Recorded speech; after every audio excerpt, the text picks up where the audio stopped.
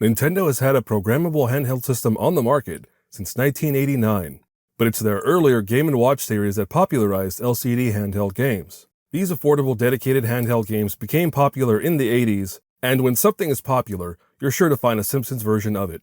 The first Simpsons video games showed up in '91, but LCD handheld games were in stores soon after the show's premiere in 1989. The first one from Tiger Electronics was simply called the Simpsons Dogtronic game and features a tabletop design. In the game, Bart skateboards through the neighborhood and dodges enemies.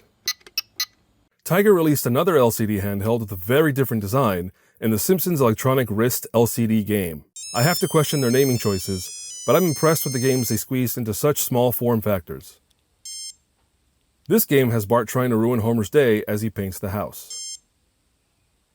The final LCD handheld of 1990 saw Acclaim take over as publisher to release Bart Simpson's Cupcake Crisis.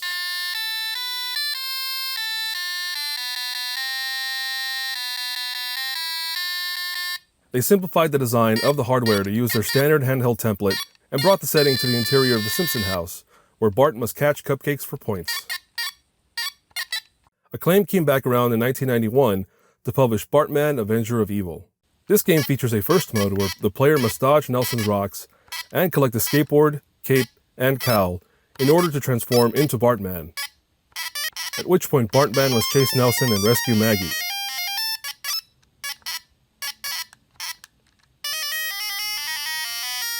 It was surprising when Acclaim didn't release Bart vs. the Space Mutants on Nintendo Game Boy, but they made up for it by creating a version of the game for LCD handheld in 1991.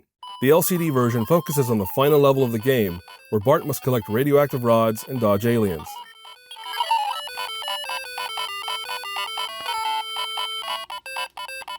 LCD handheld games began to die out in the mid-90s, but that didn't stop Tiger Electronics from taking up the reins again for Bart vs. Homersaurus in 1994. The developers were able to include voices from the show, including Bart and Lisa, in a game where Bart fights off dino skeletons, Lisa, and the titular Homersaurus.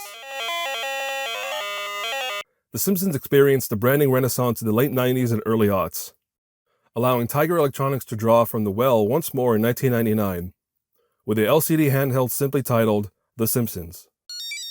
The end of Bartmania allowed the developers to create a game in which each member of the family gets in on the action.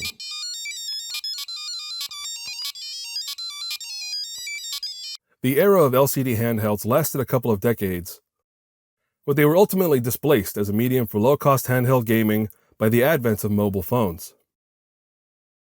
The games on mobile looked better and were more complex, and eventually became a sales behemoth.